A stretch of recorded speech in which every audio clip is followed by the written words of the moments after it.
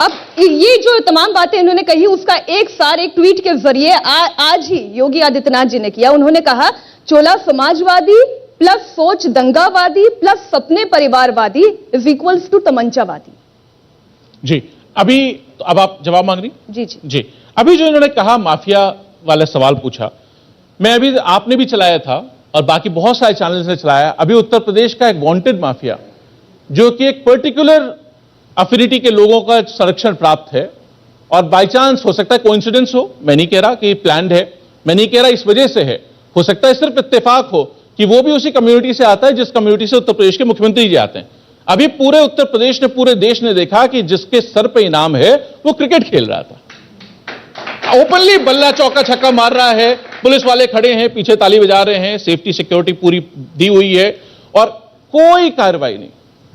सबने चलाया, हम लोगों ने शिकायत तक की, कोई कार्रवाई हुई? क्या जवाब है उसका? चुप्पी, कोई जवाब नहीं। दंगे की इन्होंने बात कही, मैं इनका ध्यान आकर्षित करना चाहूंगा। हिंदुस्तान की सरकार में एक विभाग है गृह मंत्रालय, उस गृह मंत्रालय में एक इंस्टीट्यूशन है NCRB, national crime records bureau. NCRB ने भी डेटा दिया है जिसके गृह मंत्री कौन है मुझे बताने की जरूरत नहीं, पूरे देश को पता है। गृह मंत्री जी के विभाग से जो डेटा आया है उसमें दंगों की संख्या भारतीय जनता पार्टी की सरकार में कई गुना ज्यादा है उत्तर प्रदेश में समाजवादी सरकार के मुकाबले। आप आंकड़े लाए हैं ना इसी पर? आप एनसीआरबी का डेटा अभी कहें तो मैं खोल के देता हूं, मैं इस पर नहीं, मैं इकोनॉमिक परफॉर्मेंस पे लाया था, मैं सोचा शायद थोड़ी इकोनॉमिक परफॉर्मेंस का डेटा हो जाए। एनसीआरबी का डेटा है, आप कहेंगे तो मैं आपको भेज दूंगा। बाकी माननीय सांसद जी को पता होगा 100% पार्लियामेंट बैठते होंगे। देखिए मुजफ्फरनगर दंगा इनके समय पर हुआ, सहारनपुर में दंगा इनके समय पर हुआ, मथुरा में दंगा इनके समय पर हुआ। भारतीय जनता पार्टी के समय पर अगर दंगा हुआ तो टीवी दिखाती, अखबार दिखाता, किसी ने दिखाया? अरे दंगा होगा तब तो दिखाएंगे। अब टीवी ने क्यों नहीं दिखाया, अखबार ने क्यों नहीं दिखाया, इसका जवाब मेरे पास नहीं। आप दंगाइयों को महिमा मंडित करते थे, स्पेशल हवाई जहाज से उनको मुख्यमंत्री आवास पे बुलाते थे और हम दंगाई का मकान नीलाम करा देते हैं और उनसे 7 पुश्तों को भी उनको भरना पड़ेगा। समझ लीजिए, मुजफ्फरनगर का मुद्दा बार बार उठाया जाता है, कैराना का पलायन बार बार उठाया जाता है, लेकिन मुद्दा था ना। बिल्कुल था, मैं सहमत हूं आपकी बात से कि बार बार उठा रहे हैं भारतीय जनता पार्टी वाले, सच है। मैं इनको याद दिलाना चाहूंगा, आपसे ज्यादा दूर नहीं, लखनऊ से मुझे लगता है 60 किलोमीटर की दूरी पर उन्नाव है। उन्नाव से एक विधायक जी जो कि आज तो जेल में हैं सुप्रीम कोर्ट के आदेश के बाद, वो माननीय मुख्यमंत्री जी से मिलने पहुंच गए थे ये दिखाने के लिए कि किसी में अगर हिम्मत हो तो मुझको छू के दिखा दो। भारतीय जनता पार्टी के मुख्यमंत्री से मिले भी, चाय भी खिंचवाई, फोटो भी खिंचवाई, उसके बाद मुस्कुराते हुए टहलते हुए एसएसपी के यहां गए। उस समय कमिश्नर सिस्टम नहीं लागू था कि साहब अगर मैंने कोई गलती की हो तो मुझे अरेस्ट कर लो। एसएसपी ने कहा नहीं साहब, आपको कोई ऐसे अरेस्ट कर सकता है? आपको मुख्यमंत्री ने चाय पिला के भेजा है, आप बाइज्जत घर जाइए। जब कोर्ट में मामला चला तब उनकी अरेस्ट हुई। इनफैक्ट सीबीआई ने, ऑन रिकॉर्ड आपको बता रहा हूं, सेंट्रल ब्यूरो ऑफ इन्वेस्टिगेशन ने, जो कि स्वयं सीधे माननीय प्रधानमंत्री जी के अधीन संस्था है, गृहमंत्री जी के अधीन भी नहीं वो संस्था, उसने लिखित में कार्रवाई की सिफारिश की थी उस समय उन्नाव की जो एसएसपी थी उनके खिलाफ। 3 अफसरों की लिखित में आई, आईपीएस अफसरों की सीबीआई ने सिफारिश की थी, तो है लेकिन हुआ जेल में है ना। लेकिन हुआ नहीं, वो तो कोर्ट की प्रक्रिया में जेल गए। जो सीबीआई को करना था, सीबीआई ने जिन 3 अफसरों की शिकायत की थी, आज तक उनके खिलाफ कोई कार्रवाई नहीं हुई। उत्तर प्रदेश के सरकार से जो विधायक जी थे माननीय मुख्यमंत्री से मिलकर फोटो खिंचवा के चले गए, एसएसपी को ठेंगा दिखा करके चले गए। उसके बाद जब कोर्ट में प्रकरण चला, कोर्ट ने आदेश किया, वो एसएसपी हटाया गया, दूसरा एसएसपी पोस्ट हुआ, तब उनके अरेस्ट हुए। ठीक है, इस पर मैं जवाब लूंगी सूरत पाठक जी का, लेकिन सुनिए ना, आज नाहिद हसन के समर्थक भी तो वही कर रहे हैं ना।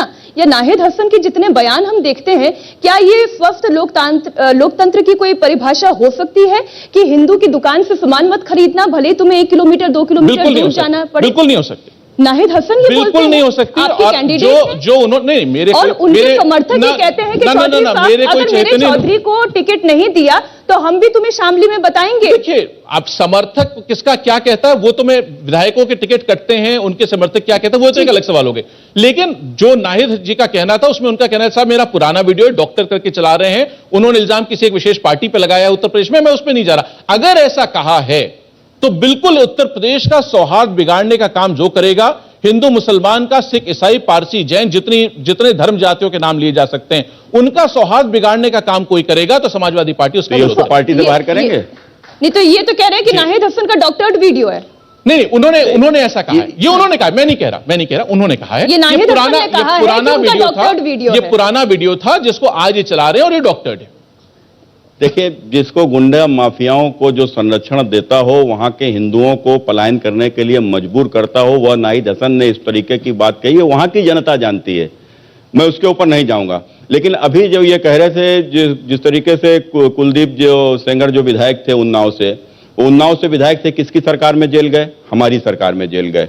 लेकिन इनकी सरकार में बलात्कार का आरोप उस समय के मंत्री प्रजापति के ऊपर लगा था और आखिरी तक चुनाव चलता रहा, उसको जेल नहीं भेजा गया, उसको पकड़ा नहीं गया। जब हमारी सरकार आई तब वो जेल में गए हैं। यह इनका चरित्र है, यह दोहरे चरित्र वाले लोग हैं।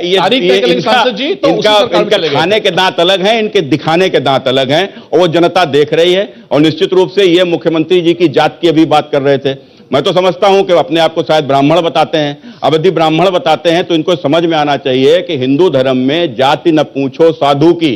हमारे यहां साधु की जाति नहीं पूछी जाती।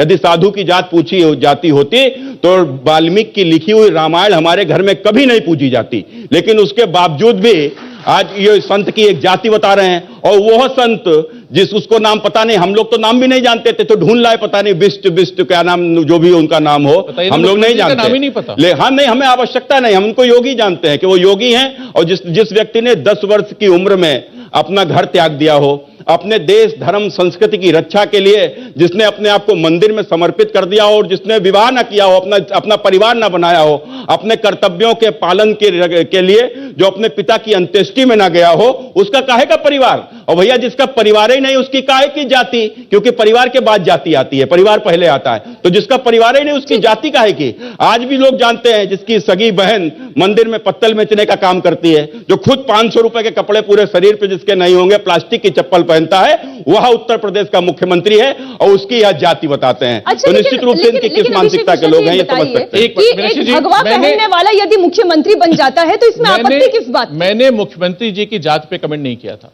आप याद कर ले, मेरा बयान इस पे चल नहीं, मैंने आपने बोला था विशेष कम्युनिटी नहीं कमेंट किया था, मैंने ये कहा बोला था, सब लोग सुन रहे हैं, यहाँ तो सब लोग सुन रहे हैं। मैंने कहा था हो सकता है कोइंसिडेंस हो सकता है ये कारण हो, मुझे नहीं पता, लेकिन ये सच्चाई है जो पूरे उत्तर प्रदेश ने देखी। मैंने सिर्फ इतना कहा था। फिर वही बात आ गई, चोर की दाढ़ी में तिनका। मैंने कहा ही नहीं था, मैंने ये नहीं कहा कि मुख्यमंत्री जी उनको बचा रहे हैं। आप रिकॉर्ड निकालो, आपकी टीवी चैनल पे किसकी दाढ़ी में उत्तर प्रदेश की जनता देख रही है। अब तो आप लोगों ने दाढ़ी रखाना भी बंद कर दिया है हमारे डर के। अच्छा, लेकिन एक बात तो है, आप 30-35 साल की राजनीति में कभी समाजवादी पार्टी को परशुराम जी का फरसा उठाने की आवश्यकता नहीं पड़ी थी, कभी तिलक लगाने की आवश्यकता नहीं पड़ी थी। आप देखिए, ब्राह्मण वाली बात कही तो आप खुल के बोल दीजिए, हमें नहीं चाहिए 12% ब्राह्मणों का वोट। मुझे खुशी है मीनाक्षी जी कि आपने सवाल उठाया। भगवान परशुराम का पहला मंदिर जिसका मैंने पूजा स्थापना की वो ठाकुरगंज में किया था जब मैं मंत्री था 2012 में।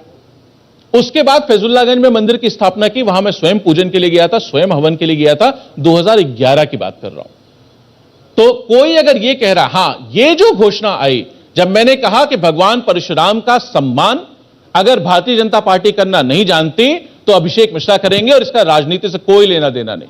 मैं आज आपसे कह रहा हूं, मैंने घोषणा की कि भगवान परशुराम की दुनिया की सबसे बड़ी प्रतिमा लगाऊंगा, सबसे बड़ी 108 फीट की ब्रॉन्ज की लगाऊंगा, जो कि 2-4-5 हजार साल चलेगी। जब मेरी आपकी 50-100 पीढ़ियां नहीं बचेंगी यहां, तब भी वो प्रतिमा रहेगी। वो मैंने तब किया जब इनके मुख्यमंत्री ने भगवान परशुराम का अपमान किया। और भारतीय जनता पार्टी में इतने विधायक, इतने सांसद, इतने मंत्री, देश की सरकार में मंत्री इस नाम पे और भी कई पदों पे हैं, उनमें से किसी की हिम्मत नहीं, किसी की हिम्मत नहीं हुई जो भगवान परशुराम के खिलाफ जाकर के उस बात पे कह सके मुख्यमंत्री जी से कि मुख्यमंत्री जी गलती की, इसको ठीक कर लीजिए। इंडिया टीवी हर वक्त हर जगह डाउनलोड करने के लिए सर्च करें India TV news Google play store या ऐप स्टोर पर।